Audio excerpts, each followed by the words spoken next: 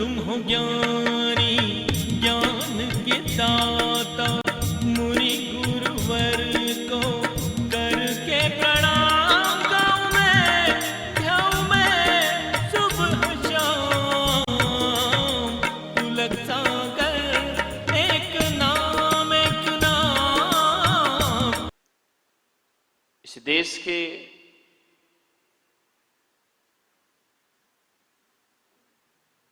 एक महान संत ने, एक महान कवि ने एक संदेश दे दिया।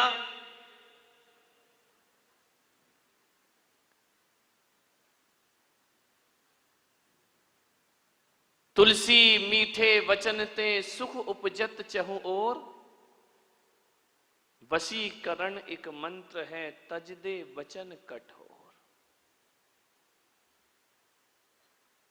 दुनिया का कोई वशीकरण मंत्र इस धरती पर यदि है तो वह है मीठे वचन। ध्यान रखिए, मीठी वाणी से बड़ा सा वशीकरण दूसरा मंत्र दुनिया में हो ही नहीं सकता है। कितना भी मंत्र कर लो, तांत्रिक विद्याएं कर लो, कितना भी ज्योतिष कर लो, कितने भी जादू टोना कर लो, आदमी बस में नहीं होता है। लेकिन मैं कहता हूं कि आदमी यदि मीठा बोलना शुरू कर ले तो सारी दुनिया उसके बस में हो जाया करती है। मीठा बोली, आदमी बोलता बहुत, इतना बोलता इतना बोलता इतना बोलता है। ये तो भगवान जाने मैं कौन सा पुण्य करके आया हूं कि मेरी सभा में तुम घंटा भर शांत बैठते हो। किस्मत कोई पुण्य किया होगा मैंने, नहीं तो आदमी तो इतना बोलता है। दिन में बोले तो बोले, कुछ लोग तो ऐसे हैं जो रात में भी बोलते हैं और रात में बोले तो भी चल जाए। कुछ तो ऐसे हैं जो नींद में भी बोला करते हैं, रात को नींद में भी बड़बड़ाया करते हैं। उनको होश ही नहीं रहता हम क्या बोल रहे हैं क्या नहीं बोल रहे हैं। मान्यवर बहुत बोलता है। और महिलाओं का तो जय हो पंचम काल की। कहा जाता है जहां दो महिलाएं बैठ जाएं वहां शांत नहीं रह सकती हैं। इसलिए मैं कह रहा हूं मेरी किस्मत है कि 1000 महिलाएं भी शांत बैठी हुई हैं। ध्यान रखिए, बोलते ही रहते हैं आदमी। अरे बोलना एक कला है, बोलना एक साधना है, बोलना एक तपस्या हुआ करती है। ऐसा नहीं कि जो मुंह में आया वो बोल दिया। महिलाएं बहुत बोलती हैं, इतना बोलती हैं। नहीं, यहाँ की महिलाओं की बात नहीं कर रहा, बंबई वाली महिलाएं इतना बोल, यहाँ की तो बिल्कुल चुप रहती हैं, बिल्कुल सीधी सादी हैं जलेबी की तरह। ध्यान रखिए, इतना बोलते हैं, इतना बोलता है आदमी, इतना बोलता है कि जिंदगी भर बोलता है लेकिन उसे बोलना नहीं आता है। ध्यान रखना, कुछ भी बोल देने को बोलना नहीं कहा जाता है। सारे दिन बड़बड़ बड़बड़ बड़बड़ बड़बड़ बड़बड़ बड़बड़, ये बकवास है, ये बड़बड़ाना है, ये बोलना नहीं है। बोलना कब पता चलता है? महिलाएं बहुत बोलती हैं ना। अभी मैं किसी महिला को खड़ा कर दूं कि आओ आके माइक में बोलो, ध्यान रखो, यूं तो दिन भर बोलेंगे लेकिन माइक में बोलने में तो पसीना आ जाते हैं। माइक में बोलने में घबराहट पैदा, हर कोई माइक पे नहीं बोल सकता है। माइक में 10 मिनट बोलना भी बहुत कठिन है। और यूं तो आप दिन भर बोलते रहो, उस बोलने की कोई कीमत, क्योंकि जब माइक में बोलता है आदमी तो उसे शब्द संभाल संभाल के बोलना पड़ते हैं, बड़े अच्छे शब्दों का प्रयोग करना पड़ता है। उसे बोलने के पहले थोड़ा सा सोचना पड़ता है, क्योंकि हजारों लोगों के बीच में बोलना है, हकीकत में वही बोलना है। ध्यान रखिए, बोलना सीखो। बोलना नहीं आता अभी, ध्यान रखना। आदमी पैदा होता है और देखना सीख जाता है, आदमी पैदा होता है सुनना सीख जाता है, आदमी पैदा होता है रोना सीख जाता है। ध्यान रखना, आदमी पैदा हो जाता है वह सब कुछ सांस लेना सीख जाता है, लेकिन एक बात ध्यान रखना, बोलना आदमी पैदा होते ही नहीं सीखता है। कितने महीने बाद बोलता बच्चा, कितने साल बाद? अरे बोलो ना भाई तुम, मैंने कोई बच्चे पाले हैं क्या? कितने कितने दिन में बोलता है बच्चा? 1 साल। तुम बता रहे भाई कितने दिन में बोलते हो? ये क्या बोले, जब से बीबी आई है बोलना ही बंद हो गया हमारा। था ध्यान रखना, कोई बात। आदमी 1 साल में 1.5 साल में बोलना सीखता है। ध्यान रखना, देखना तुरंत सीख जाता है, सुनना तुरंत सीख जाता है, रोना तुरंत सीख जाता है पैदा होते, लेकिन बोलना नहीं सीख पाता है। बोलना सीखने के लिए 1.5 साल लगता है बच्चे को, क्या बोलना है और क्या नहीं बोलना है। इसका मतलब है आदमी जन्म के साथ वाणी को लेकर नहीं आता है, जन्म के साथ वचनों को लेकर नहीं आता है, जन्म के साथ आदमी भाषा को लेकर के नहीं आया करता है। उसे ये बोलना सीखने के लिए 1.5 साल लग जाया करते हैं। एक बात याद रखना, बच्चा वही बोलेगा जो घर में बोला जाएगा। ध्यान रखिए, इंग्लिश सीखने के लिए ग्रामर पढ़ना पड़ती है, ट्यूशन लगाना पड़ती है। मराठी सीखने के लिए कोई ग्रामर की जरूरत नहीं पड़ा करती है, कोई ट्यूशन की जरूरत नहीं पड़ा करती है, क्योंकि आपकी वह भाषा है। बच्चा मराठी जल्दी सीख जाता है, बच्चा हिंदी जल्दी सीख जाता है, लेकिन दूसरी भाषा सीखने के लिए उसे प्रयास करना पड़ता है। मैं 1 महीना हो गया इस मुझे महाराष्ट्र में, अभी तक मुझे मराठी नहीं आई। ध्यान रखना, हिंदी आती है, मराठी के लिए बड़ा सीखना पड़ता है। मैं तुम्हारे लिए मेहनत नहीं, मेरे लिए मेहनत है, तुम्हारे लिए हिंदी मेहनत है। अब तुम क्या मराठी में बोलते, मेरे तो पल्ले कुछ पड़ता ही नहीं है, बस बोल। लेकिन एक बात जरूर कहूंगा, दुनिया की बहुत सी भाषाएं मैंने सुनी हैं विहार करते हुए, पूरे नगर में विचरण करते हुए, लेकिन जितनी मीठी भाषा मराठी मुझे लगी है, उतनी मीठी भाषा मुझे कोई दूसरी अनुभव में। बड़ा मीठा बोल, इतना मीठा, इतना मीठा। आज मैं कमरे में बैठा था, महिलाएं बैठी हुई थी, मैंने कहा कि मराठी लोग बोलते बहुत मीठा है, इतना मीठा बोलते, इतना मीठा बोलते हैं। बाजू में पति बैठा था, बोले महाराज ये यही मीठा बोलती हैं, घर में तो तीखा तीखा बोलती। ध्यान रखना। मैंने कहा मेरे सामने क्यों बोलती है मीठा? बोले इसलिए कि एक सांप भी जो होता है ना, वो बिल में जाते समय सीधा हो जाया करता है, कितना भी टेढ़ा चले लेकिन बिल में तो प्रवेश वैसे ही। मैंने कहा क्या समझ रखा है, मेरा कमरा कोई सांप का बिल है क्या? बोले नहीं, पहले नहीं था, जब से आदि राज आने लगा। समझ गए क्या? ऐसी बातें आपको डायरेक्ट समझ में आती है।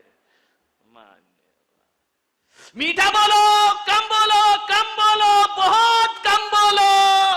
भगवान महावीर ने कहा है बिना बोले चल जाए तो बहुत अच्छी बात है। ध्यान रखना, बिना बोले चल जाए तो इससे अच्छा कोई जीवन ही नहीं हुआ करता है, इससे अच्छी कोई जिंदगी नहीं हुआ करती है। हमारे महाराज यहाँ पर बैठे वयोवृद्ध हैं, बुजुर्ग हैं, कभी बोलते नहीं है। ध्यान रखना, कितना भी 4-5 साल से मेरे साथ, कभी कुछ नहीं, अपनी साधना में लीन है, अपने आप के स्वाध्याय में लगे रहते हैं, पढ़ने में लगे रहते हैं, जाप में लगे रहते हैं। यदि मैं उनसे कहूं कि महाराज 10 मिनट प्रवचन, नहीं आप करो, आप मैंने कहा महाराज आप क्यों नहीं करते हो प्रवचन? बोले मैं नहीं करूंगा, आप प्रवचन करो। मैंने कहा क्यों? बोले इसलिए कि जब हम जवान थे तो हमने बच्चों को खिलाया था, अब हम बूढ़े हो गए, तुम कमाओ हम खाएंगे।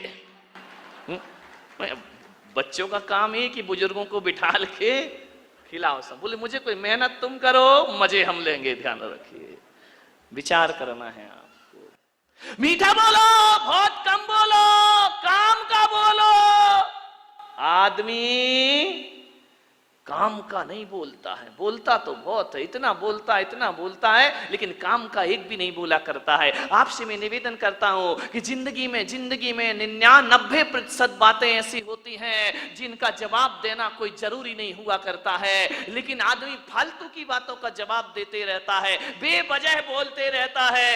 नहीं भाई, जरूरी है। महावीर भगवान ने कहा है बिना बोले काम चल जाए तो बहुत अच्छा है, ना चले। पहले तो बोला कि वचन गुप्ती रखो, बोलो ही मत। फिर बोले यदि नहीं चलता है काम तो भाषा समिति को अपनाओ, हित मित प्रिय वचन बोलो, ऐसे वचन बोलो जो हितकारी हो, मीठे हो और सुनने वाले को अच्छे लगते हैं। भाषा समिति साधु के लिए बोला है, भाषा समिति से बोला करो। ध्यान रखिए, साधु जब भी बोलता है शब्दों को संभाल के बोलता है। संत जब भी बोलेगा भाषा समिति से बोलेगा, मीठा बोलेगा, प्रिय बोलेगा। वो महावीर की नजरों में साधु है। और जो अनर्गल बोला करता है, साधु का भेष रख के भी जो अपनी भाषाओं की मर्यादा को नहीं रखता है, महावीर की नजरों में वो संत होने के लायक नहीं। मीठा मीठा बोलो, अच्छा बोलो। ये जो भीड़ बढ़ते जा रही है रोज रोज, ये अच्छे पंडाल के लिए नहीं बढ़ रही है।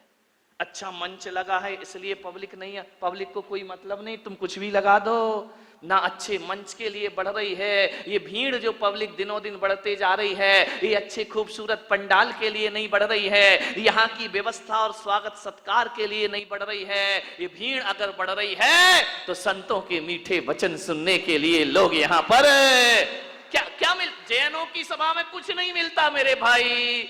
और लोगों का सत्संग हो तो कम से कम मिठाई तो मिलती है, प्रसाद तो मिला करता है। जैनों के हाथ तो एक मुट्ठी बाद प्रसाद भी प्राप्त नहीं हो। ध्यान रखना, यहाँ प्रसाद मिलता है, खाने वाला प्रसाद नहीं मिलता। यहाँ तो जिंदगी को जीने वाला प्रसाद प्राप्त हुआ करता है कि जिंदगी को आप कैसे जी सकते, आनंद के साथ कैसे जिए, अपना जीवन कैसे बदले। खाने पीने का नाम जिंदगी नहीं है, जीना आए तो जिंदगी हुआ कर। ज्यादा मत बोलो, ज्यादा बोलोगे, बड़बड़ करोगे, बकबक करोगे, ज्यादा जुबान चलाओगे तो कोई ना कोई जुबान काटने वाला भी तुमको प्राप्त हो जाएगा। ध्यान रखना, आदमी जब तक नहीं बोलता ना, तब तक उसके बारे में आप कोई निर्णय नहीं ले सकते कि आदमी कैसा है, कैसा है, कैसा जीता है, कैसा होता है, आदमी का स्टेटस क्या है, आदमी का जीवन कैसा है, आदमी का व्यक्तित्व कैसा है। मौन आदमी के बारे में आप कुछ निर्णय नहीं ले सकते हैं, लेकिन जैसे ही आदमी बोलता है ना, पता चल जाता है कि इस आदमी की औकात क्या हुआ करती है। ध्यान रखना, वो आदमी कैसा है इसका अंदाजा तब लगता है जब वो गुस्से में भर के बोला करता है। ध्यान रखिए, वाणी से हमारे संस्कार पता चल जाते हैं, बोलने से हमारे भीतर के चरित्र का पता चलता है। वाणी संस्कारों का दर्पण हुआ करता है। ध्यान रखिए, जिसमें आदमी के व्यक्तित्व को देखा जा सकता है। बहुत अच्छे, बड़ी प्रभावी ढंग से वाणी बोलिए। एक रानी थी, उसे खाने का बड़ा शौक था, इतना शौक, इतना शौक, इतना शौक कि महल का भी खा जाए और कोई बाहर से बुलाए तो उसके घर भी खाने चली जाए। एक बार राजा रानी दोनों बैठे थे। राजा ने कहा कि महारानी, जीवन में वाणी का बड़ा महत्व हुआ करता है। रानी ने कहा, वाणी यानी कुछ नहीं, जीवन में तो जीवन वाणी का बहुत महत्व हुआ करता है। बोले क्या मतलब है? बोले खाने का बहुत मतलब हुआ करता है। राजा ने कहा, देखो रानी, खाना महत्वपूर्ण नहीं, वाणी महत्वपूर्ण हुआ करती है। रानी ने कहा, मैं ये बकवास नहीं मानती हूं, खाने से अच्छा तो दुनिया में कुछ नहीं हुआ करता है। खाना यदि अच्छा मिल जाए तो जिंदगी का आनंद बरस जाता है। राजा ने कहा, वाणी की कीमत है। रानी ने कहा, नहीं, खाने की कीमत है। दोनों में विवाद बढ़ गया। मंत्री वहीं खड़ा था। मंत्री ने कहा, महाराज, आप राजा, ये रानी, दोनों के बीच में बोलना उचित नहीं है। राजा ने कहा, मंत्री जी बताओ, भोजन का ज्यादा महत्व है या वाणी का ज्यादा महत्व है? मंत्री ने कहा, महाराज, ये फैसला तो रानी ही करेगी, मैं क्या बोल सकता हूं। बोले नहीं नहीं, बताइए, वाणी कीमती होती है या भोजन कीमती होता है? मंत्री ने कहा, 24 घंटे की मोहलत दे दो, कल महारानी का भोजन मेरे महल में होगा। रानी ने कहा, भोजन होगा? बोले हाँ। अरे रानी ने कहा, मंत्री जी ढंग से बनाना, तुम्हारे यहाँ पहली बार तो मैं जीवन करने आ रही हूँ, पहली बार तो भोजन करने आ रही हूँ, जरा अच्छा भोजन। अरे बोले महारानी, ऐसा भोजन बनेगा, ऐसा भोजन बनेगा कि बड़े बड़े राजाओं के यहाँ भी ऐसा भोजन। रानी ने कहा, मैं आऊंगी, पक्का आऊंगी।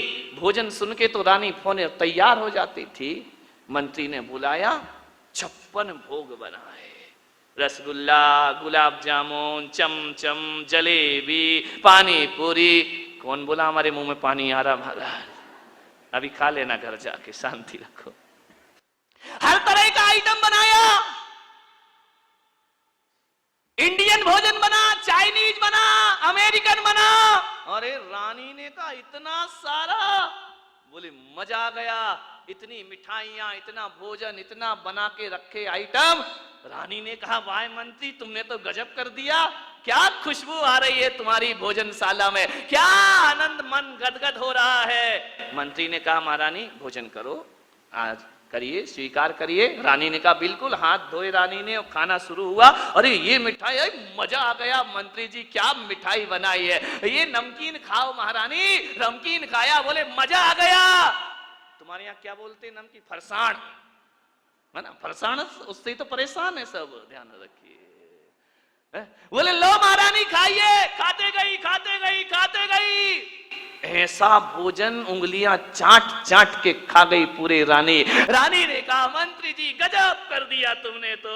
अरे जो रसोइये बुलवाए हैं, कल से इनको महल में शिफ्ट किया जाए, ये सारा भोजन महलों में बनाएंगे।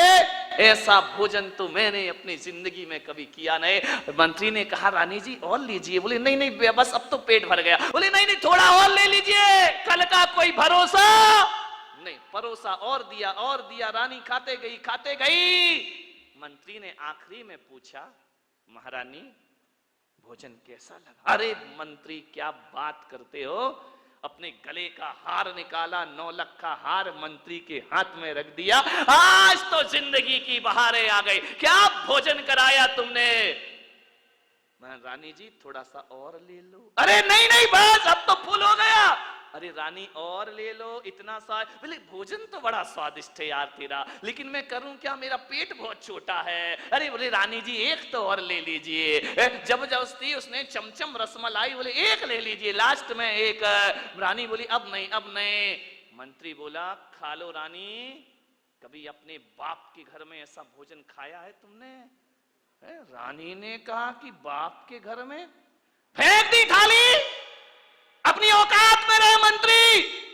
बोले खा लो, बाप जन्म खाने को मिला है कभी ऐसा भोजन जो आज मेरी टेबल पर लगा हुआ है, खाने के लिए मरी जाती हो। अरे रानी ने कहा मंत्री जुबान संभाल के बात कर, किससे बात कर रहा है?